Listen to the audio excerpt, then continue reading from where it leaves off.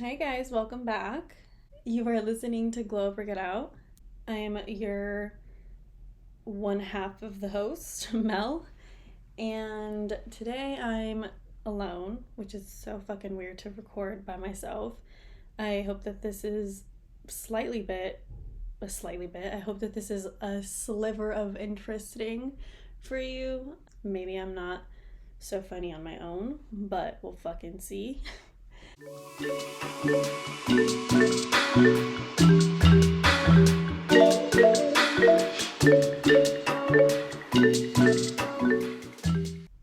Sam and I are doing solo episodes. Number one, we both just kind of want to have this little moment on our own, you know? But also, we've both kind of been in a rut lately, and life just feels a little bit bland, and I think we're really needing some self-reflection. So what we did is we went and bought the We're Not Really Strangers self-reflection pack. I have it in my hand right here, the deck. It's super fucking cute.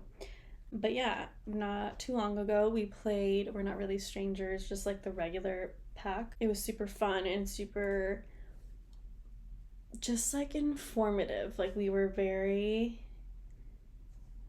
surprised with how open we got with each other, and I think that might be such a fucking fun idea with yourself. So I'm really excited that they came out with this pack. I'm obsessed with them, and yeah. But yeah, I'm slightly nervous to be recording. Sorry, I'm scratching myself. Slightly nervous to be recording on my own, but I hope that you guys enjoy this little take, and hopefully you get to know me a little bit better. If this might get a little deep, I might fucking cry. My period's coming around, and these questions are intense. So yeah, let's just get started. This first question says, what's the most exciting improvement I've been seeing in myself recently? I would have to say that the improvement in my ability to protect my energy. Or, yeah, I guess that's the right answer.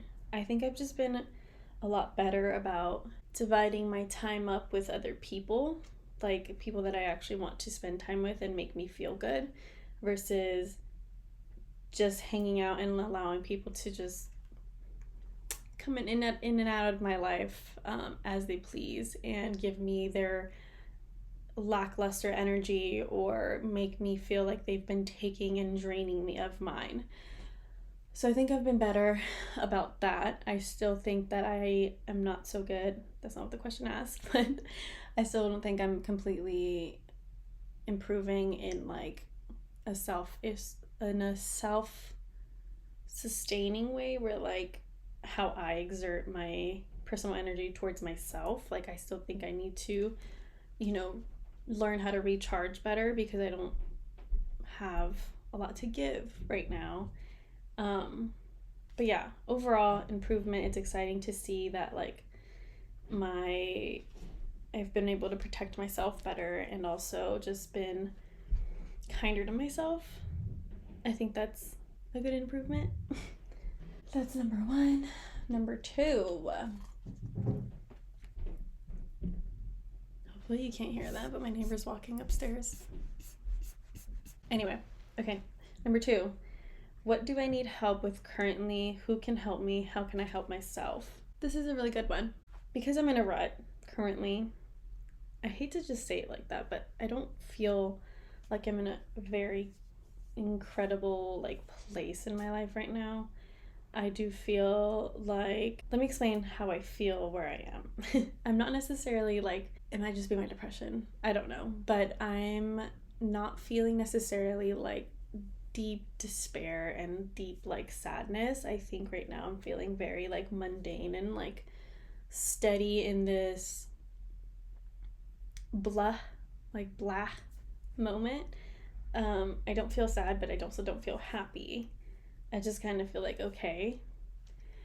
And I feel like either I either I need to learn how to just be okay, or I need to turn that into happiness. I don't know. Anyway, that's where I am right now, which like that creates this thing in me where I'm not able to express myself very well. I'm not able to be creative. And I feel like I put a lot of my self-worth in my creativity. And as of right now, because I can't be creative, I don't feel very worthy or very good about myself. So what I currently need help right now with is bringing out creativity in me. It doesn't have to be the way that I think it looks like. I just need help in feeling creative and, finding new outlets of creativity. I think that's what I need help with. Really having a creative spirit makes me feel alive and like makes me feel very like lustful for life, if that, as cheesy as that sounds. But yeah, that's what I think I need help with. Who can help me? I definitely think like all of the people I surround myself with are creative in some form. Some are just actually in like creative fields. And so I would like to maybe just like spend some time with these people and like in their creative space, in their creative moments, and maybe I'll be inspired, or maybe I won't, but maybe I can learn a little bit from somebody else. So I think I don't know how to go about asking about that or for that, but I definitely think that that could help me right now. And that's really profound for me to come to this realization, because I feel like I've been in this rut state for maybe like a couple weeks now, and I felt helpless for a long time, but I think I know now, but I just don't know how to ask about it. Anyway, how can I help myself? I think allowing myself into these spaces, into these people's lives, or asking for help is how I can help myself. I think right now I currently can't necessarily help myself alone, but I can open myself up to allowing the help, and or I can explore the options of what made me feel creative previously, which I haven't done because it just doesn't feel exciting to me currently, but maybe I just need to do it. Like I heard or was reading this book that really talked about how people who are creative really need routine, which sounds really reversed, but the way that the book explained it is like creativity stems from routine, in the sense that like once you're practicing a skill, it's easier to just allow yourself to like pull something out, so maybe currently I need to be painting more, or like drawing more, or just doing something that is stimulating my brain in a constant time frame, and that maybe just like will allow these feelings and these thoughts and these visions to just come up. So that's like what I think maybe can help me. I don't know. Okay, number 3. What am I putting off that feels important, and why am I avoiding it? I think I've been putting off this attention that I need for myself, and like spending time with myself. It feels super important because I think that really recharges me and makes me feel whole. I never saw myself being a person who like relied on others, but then that's kind of like dumb because I've always done that. So, but I think like as a naturally introverted person, being with myself really like helps me process, and like helps me process things. It helps me align better with like life, and allows me to like let these like strong emotions and feelings towards life in. And I don't think I currently have that right now. I think I've been avoiding it unintentionally, of course, because life is so busy, and I think that in my brain like I'm not necessarily worth the time to do that right now, or like I'm filling it with other things, so it's okay.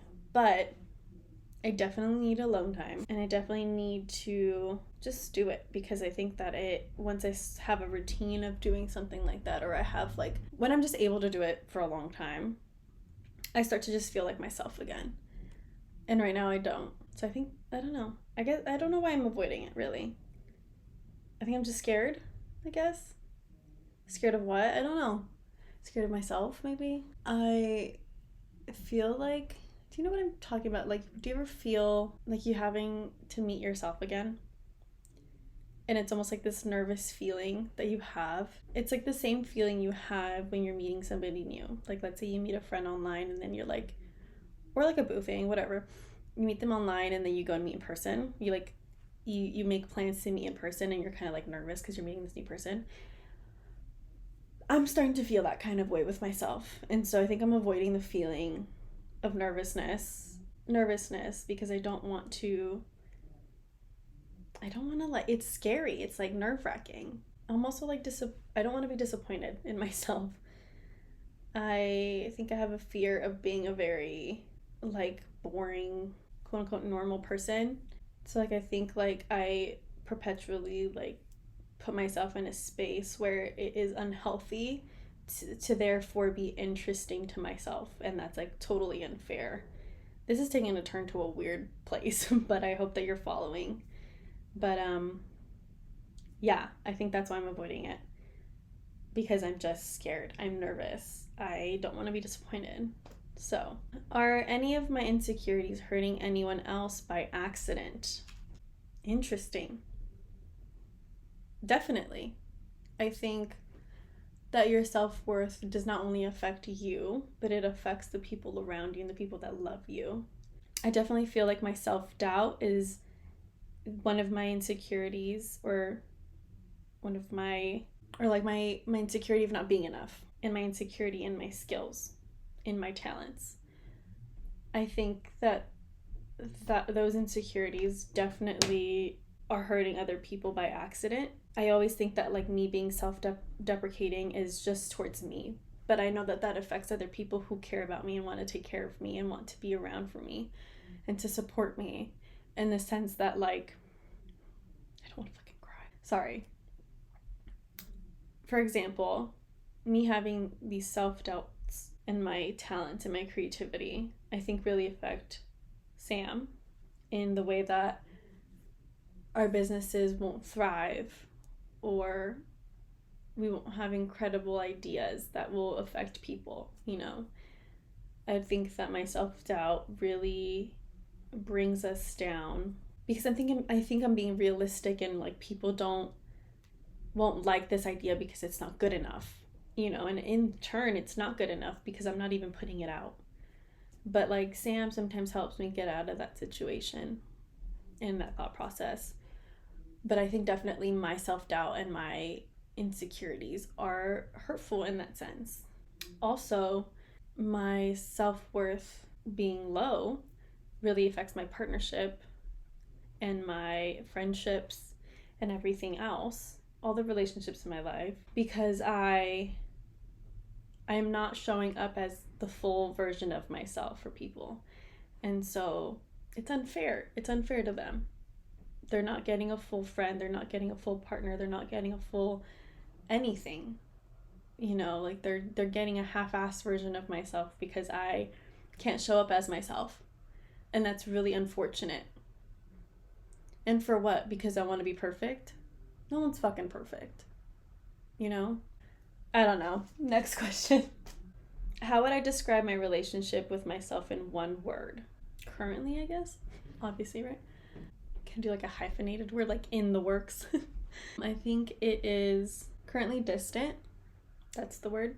I feel a little bit far from myself, which is such a weird fucking concept, but like I don't feel super close to myself. Therefore, like my relationship is distant.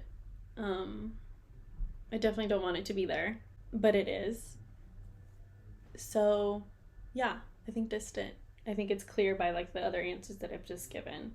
Next question. This one's a wild card. It says, what do I need to get off my chest? Write it out. I'm not going to write it down. I'm going to take this as like a verbal write down. But I need to get off my chest. I'm so fucking tired of trying. I'm so sick of trying so hard all the goddamn fucking time for like, I don't want to say shit results, but just like, for what, you know? Not to say that I don't think I should try so hard, or that I shouldn't like try to achieve my goals and success, and my, you know, success is relative, so like success. But I do think that I hold so many expectations, and it's like, for what? You're consistently disappointing yourself. You have this need for control for what? What does it do for you? So I'm getting to a point where I'm like, I'm just so sick of it. I'm so sick of this like disease that's like taken over my brain. This thought process of a disease that's taken over my brain, that's been here for years. Like, I'm sick of it. I want to take like all the good parts of me and then like literally just shave off the rest of it. That's where I'm at. I don't know. That's what I need to get off my chest. I'm really tired of all the expectations I have of others as well. That's also fucking disappointing. And for what? I need to allow myself to just like either like people and work on the relationship and that's it, or just, if you don't like somebody, just fucking let them go, you know? Or if you feel like they don't like you, you don't vibe, it's all right. Maybe reflect if you like them. So many thoughts. I'm sure more shit will come out with the next questions. I don't really know what else to get off my chest right now. I feel like this whole game is like a get off my chest situation. What did the people who raised me teach me about love? What lessons do I want to keep? What do I want to challenge? So those who raised me up, my parents, they taught me that love is a dedication. It's much more than just a feeling. They taught me that it could be difficult, but that it's up to you to work on it. It's a choice. That's what love is. I think there's also the aspect that like once you love somebody, you never really stop loving them, which is true. But that doesn't mean you should continue to tolerate them or continue to accept the pain that they cause you, which is something that I've learned from them, that I should be taking those things. Unintentionally, of course, they didn't say that word for word or ever teach me that, but based on the way that they respond to people that they love that hurt them, I think that that's a lesson I've learned that I want to challenge. I don't think that they have protected themselves enough and protected their hearts and their love and like their givingness. I think that stuff has been given away too much, and they've been allowing themselves to just give, and it's eating away at them. I also think like that moves into the sense that like they expect that love comes with expectations, and that's really unfair. I think loving unconditionally I did see it in my family and my parents, but I think that sometimes it came with expectations or conditions of sorts. And I want to challenge that in the sense that you can still love somebody, and even if they're disappointing you, you should still probably not have those expectations on these people, but at the same time, that doesn't allow them to hurt you. You can take a step back and put a boundary up. I think challenging these things with boundaries is what I want to do, what I want to keep. Yeah. When do I feel most helpful to others? I think I feel the most helpful to others when I allow or like I help them connect to something.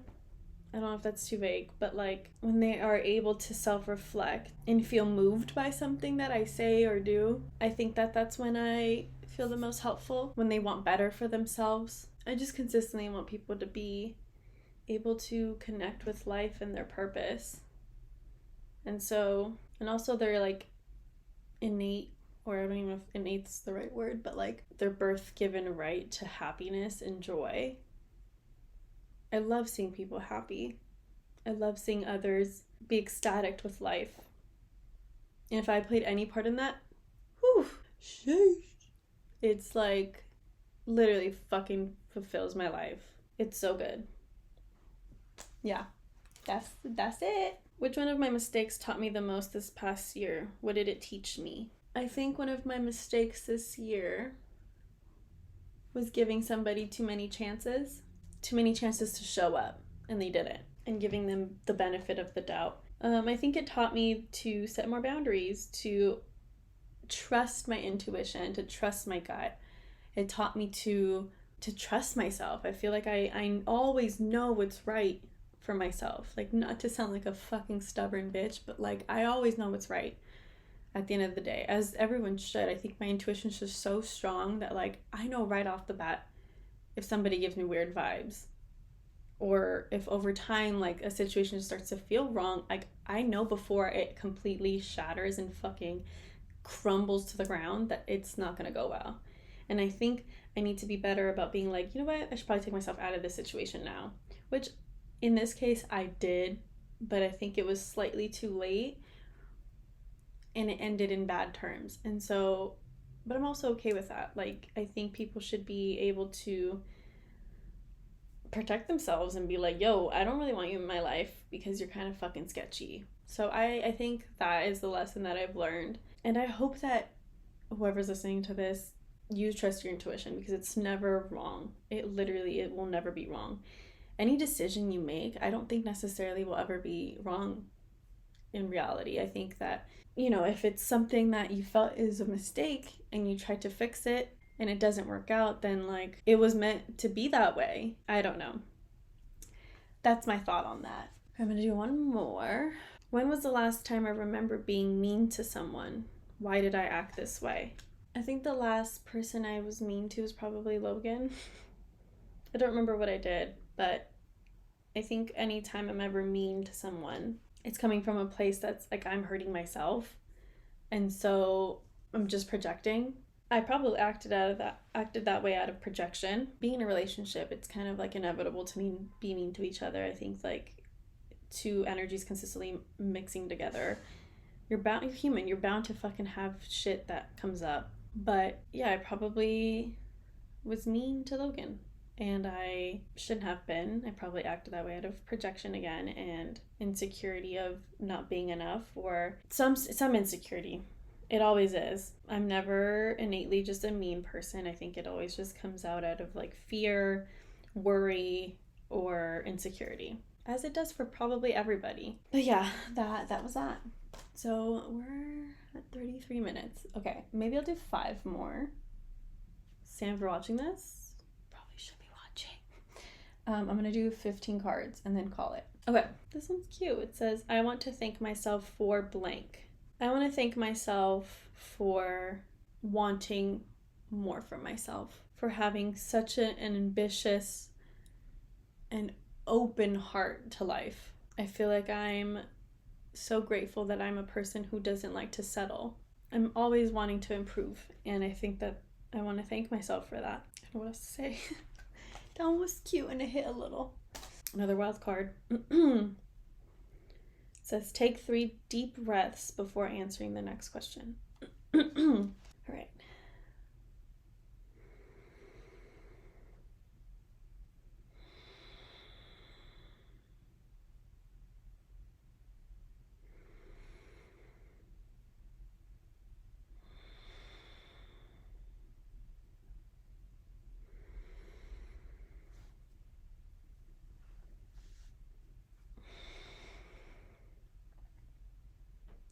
Alright, hope y'all also took those deep breaths.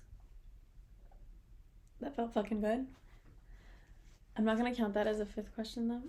Alright, let's see. What have my past relationships taught me about myself, good and bad? Interesting. I think, let's go with bad or good first. I'm like, let's start with the good one because it's shorter. No, I'm just kidding. I think that my past relationships have taught me that I am a unconditional lover. It has taught me that I am always optimistic in love, and that I want my partners to succeed in whatever that they want to do. I just want the best for them.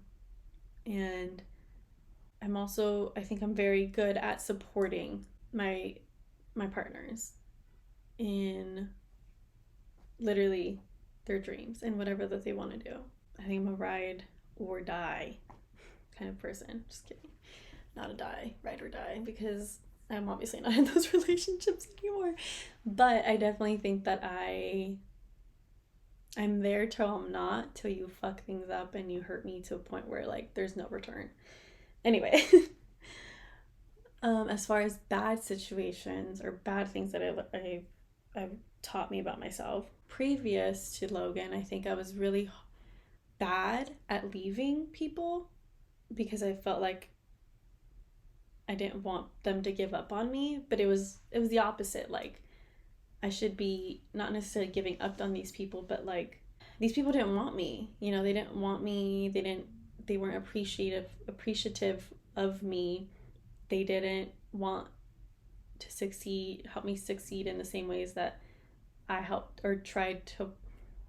Can't talk. They didn't support me in the same ways that I did for them. So I think it taught me that I was like overly dedicated to them, that I didn't know how to set boundaries. It also taught me that I had very low self-worth and wanted an extreme amount of control. I think that controlling others was a very prominent thing that I confused with support. And I think that now I can differentiate the two. But yeah, that's what taught me. It also, my past relationships have taught me that innately, if like there's a toxic relationship, it doesn't mean that that person nor I am toxic. It's just like what I like to say is our demons didn't mix well and we brought out the worst in each other. That doesn't mean I'm an innately like a bad person. I think that I have put myself in this place where I think that I'm such a bad person and I have no idea why. And I think it's like the acceptance of like self-hatred, obviously, but I've learned that like in love or with like people in general, like sometimes your demons just don't fucking mix and you bring out the absolute worst in each other.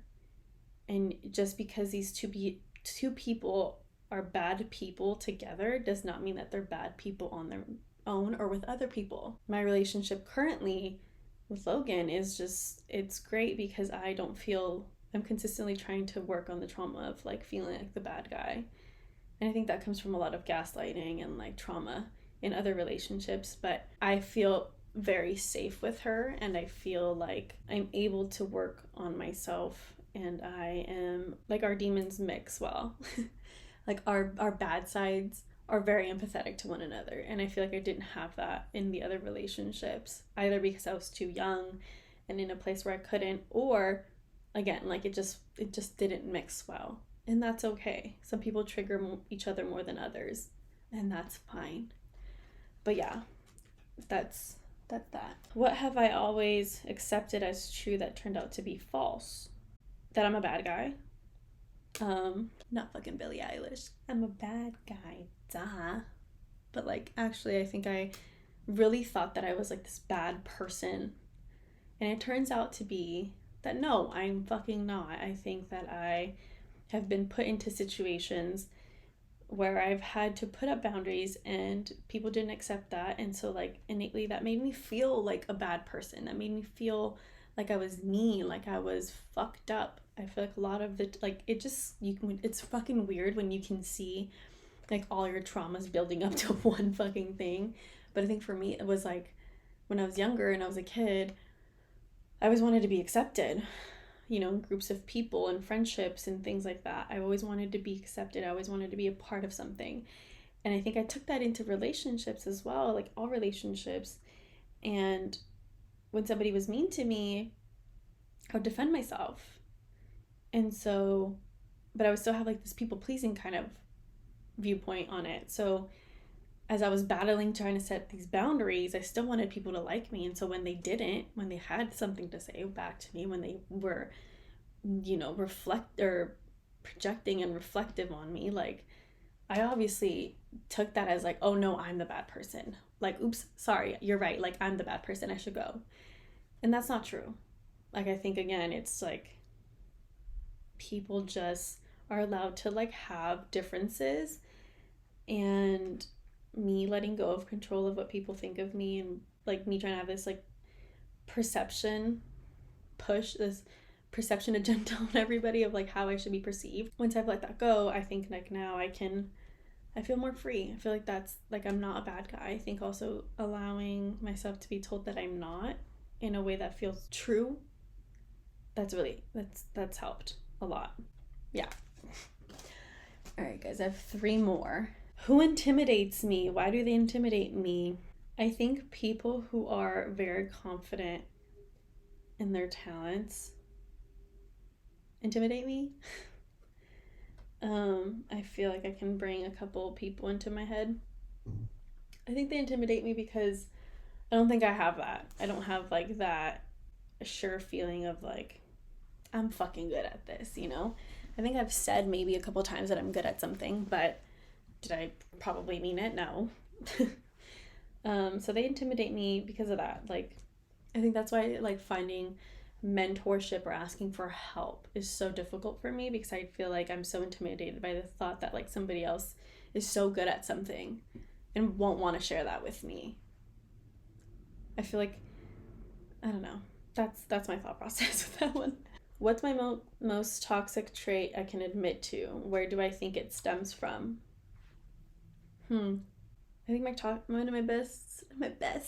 one of my most toxic traits that I can admit to is, I got 2 for you. One, being, or like shutting down or being very distant when I'm upset is one of my biggest toxic traits. Or like storming off and like leaving a situation, like running from a situation is one of my biggest traits, or biggest toxic traits. It stems from literally having to self-soothe in a sense. Like I think as a kid with like family issues, my parents basically taught me to go self-soothe and literally storm off. They were also the storming off type of people, or like the deflective people who like didn't want to talk about what was wrong. And so now I'm like the person who's like, when someone asks me like what's wrong, when I physically or like visibly look upset, I'm like, nothing. That's like a fucking toxic trait. And I think that definitely stems from the way that my family worked when I was a kid. It was very much learned behavior, and me having to self-soothe, like I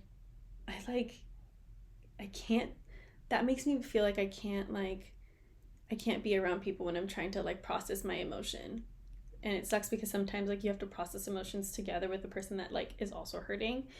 So that's one of my toxic traits. And number 2, being controlling, I guess.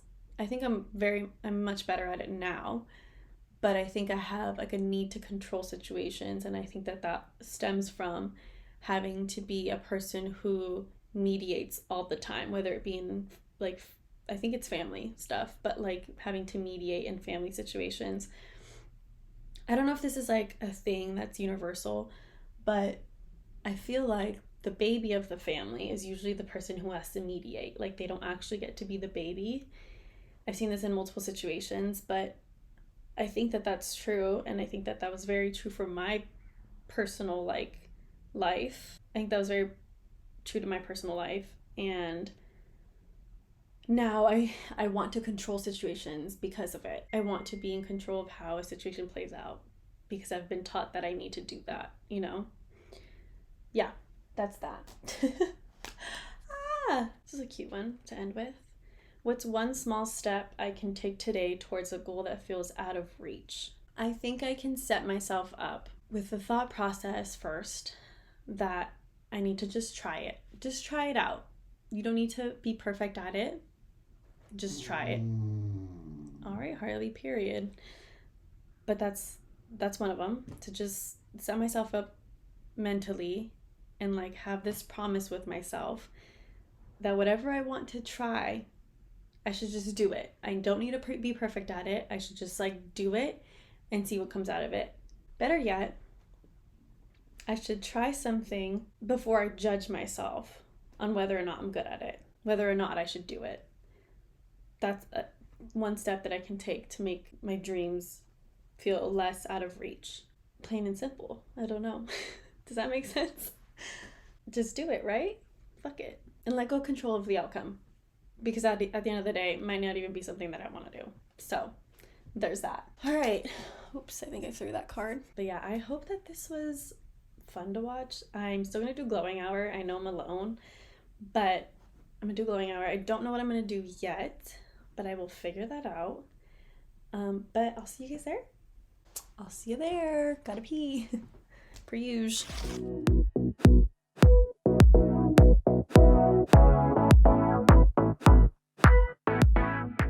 All right.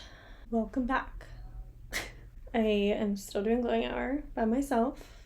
Today I made myself the strangest little cocktail of tequila and lemon perfect on ice, and I rimmed the rim. I covered the rim with tahini. Now makes like chamoy. My mouth is watering. Chamoy, and then obviously I rimmed it with tahini. So let's fucking taste this. I mean, I'm down with it. Delicious. I'm a fan of the tahini. Great ass fucking stuff. So as far as the glowing hour segment of things, maybe Sam will come up with a more profound topic to talk about. I don't know, but I can't really think of anything, so I'm just gonna have some unfiltered thoughts. I don't know, maybe we'll talk about what that game felt like for me, some pointers. We'll just see what we talk about. So as far as the game, I felt like the questions were like when you play We're Not Really Strangers, the normal game, you still get like a lot of like self-reflection, but I do feel like these questions were a lot more intimate with yourself, and I feel like you can probably be more honest with yourself than you can around a group of people that you're trying to open up to. But I feel like for me, I kind of played it similarly. I feel like just because I played this game with people before, and not to say like I'm an open book, I don't want to be like the fucking pick me girl, but like I actually, when I played the other game, I'm very open, and like I literally will say whatever the fuck I have to say. Like I'm not trying to hide anything from anybody. Like I know there's like a dig deeper card, like some people need that stuff, but like some people need that stuff. No, but seriously, like I don't really care to overshare, I guess. But I guess like these questions were a little more like they dug into me a little bit more. So maybe I did get a little more out of that. I did a heavy pour of tequila. Oh, that fucking stung. But I do recommend the game. I do recommend you go get it. It's like $15. You can either get it on their website or I think at Urban Outfitters is where we got it. But I recommend it. If you haven't played the original game, I would play that with like your partner or your best friend. It's super fun. I do feel like that the game has helped me come up with some answers that I needed for myself in this time of like my rut. So that's great. Now it's just like the matter of fact of implementing them. Like I just really want to feel better, and I mean, I've said it on the podcast fucking plenty of times. I need to go to therapy, and now guys, I'm on the fucking wait list for a therapist.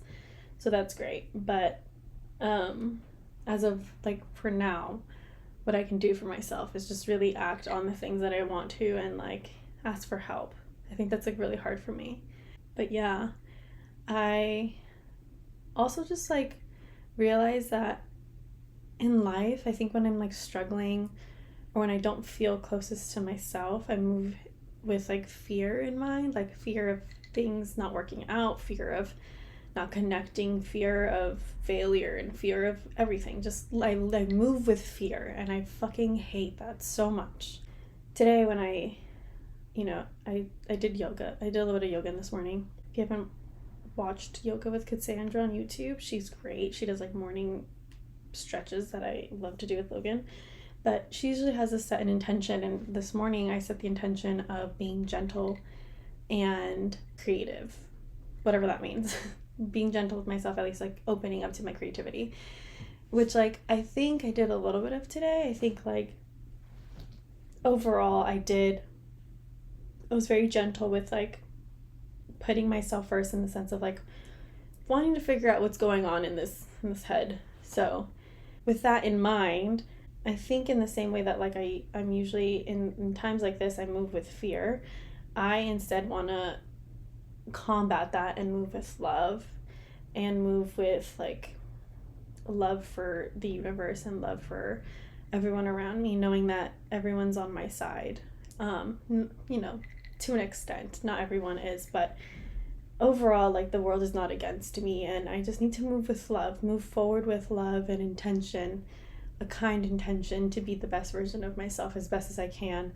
And I'm not gonna be perfect at it, and I think that's where I like usually draw the distinction of like if it's not good enough if it's not perfect, and that's not true. Like as long as I'm moving with love and compassion and kindness, like I think that I'll be okay. Because at the end of the day, in like to my being, to my core, I know that I'm gonna be perfectly good and happy. I don't think I'm meant to struggle. I think I when I too commonly or constantly move with fear in mind, it really puts me in a space of like flight or fight mode, and I hate being here. So yeah, I don't know. I don't know if this is even like, I know glowing hours are supposed to be like fucking lighthearted, but like on my own right now I can't be lighthearted. And I really hope at the end of this is gonna be a short glowing hour. But I really hope that you guys got something from this episode. I don't really know. I know that this was like really therapeutic for me, whether or not anyone's listening. I do feel like it's something that I can go back to and compare my answers to when I'm like in the future. So like future me, what's up? How you doing? Hopefully fucking better. Hopefully you're fucking thriving. I know you'll be thriving.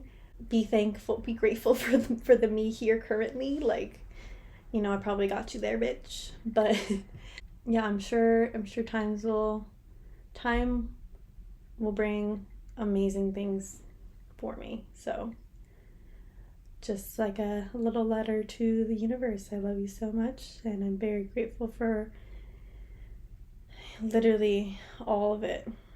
The bad, the ugly, the fucking, this mediocre feeling I feel right now. Thank you for all of it. I'm excited to see what's to come. And for you guys who are listening, go buy this game or have a moment with these questions. Pause them every time I ask them and maybe answer them for yourself if you don't want to buy the game. But I really recommend it. Don't forget to have your moments alone, guys. But anyway, you'll probably be hearing from Sam next. Bye, guys.